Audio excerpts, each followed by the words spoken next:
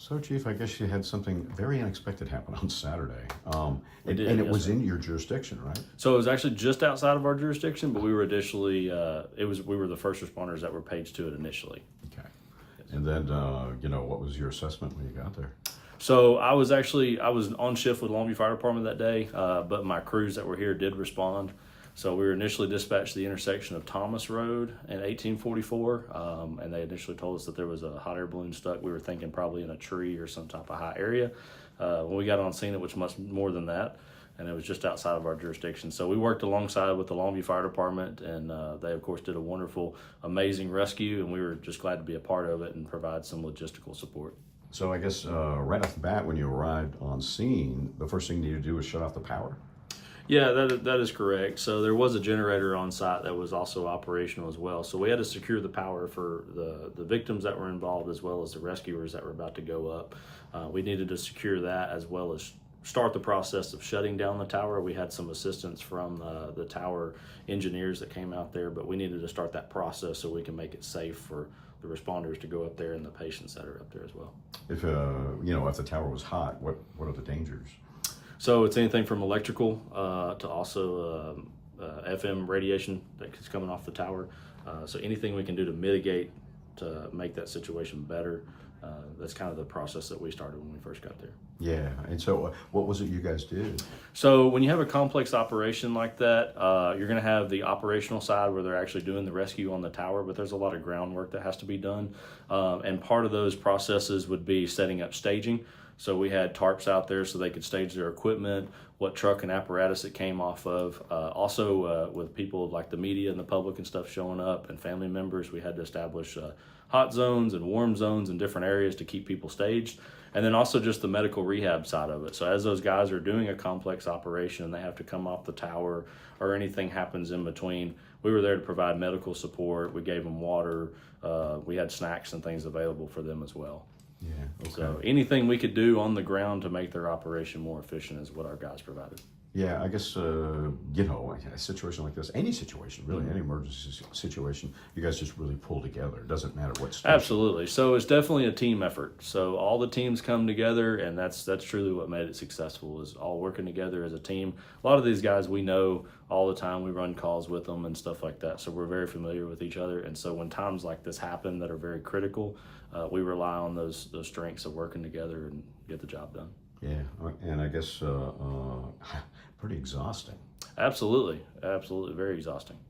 You were also telling me that you guys were timekeepers. What was that about? Yeah, so one of the things that we that Judson Fire Department assisted with was just kind of keeping track of the time of how long those guys have been on the tower.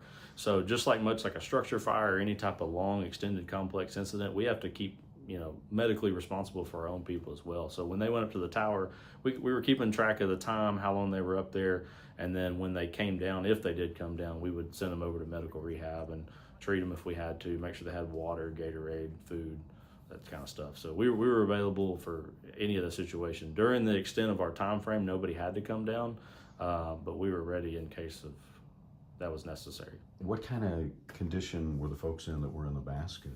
So they were good. They were pretty good. Of course, shaken up. Anxiety was the biggest part of it, but they were in good with all things considering. So we were able to be on scene to provide any medical support. Once they went to go transport, several of our members actually rode in with Longview Fire Department in the ambulance to provide extra patient care and stuff like that. So. Oh, okay. So have you ever been involved with anything like this before? Not to this complexity, no.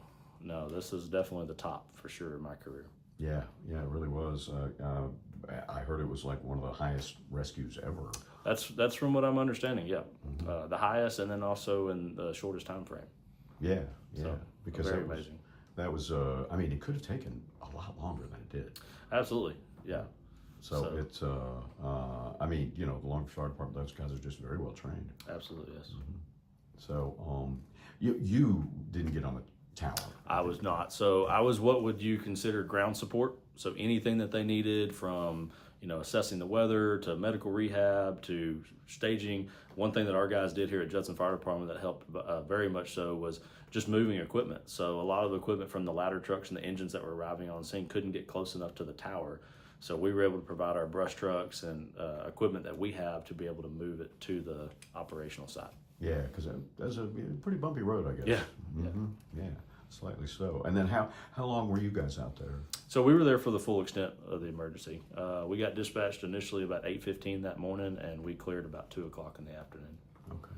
All right. And I guess you just pack everything up and head out. We did. So just like we brought everything out, we had to take it all down. Yeah. So, all in all, how do you feel about how the operation went? Oh, great. Very well. I know the Longview Fire Department Special Operations Team, they do a lot of training, highly specialized training. They did a phenomenal job. We were glad to be a part of that process and watch everything and then just do what we could to help out the best. Yeah, because you guys just don't quite have the equipment. That is true. So yeah, we handle a lot of different types of emergencies, but any specialized rescue or hazmat it's just something we don't have the capabilities to do.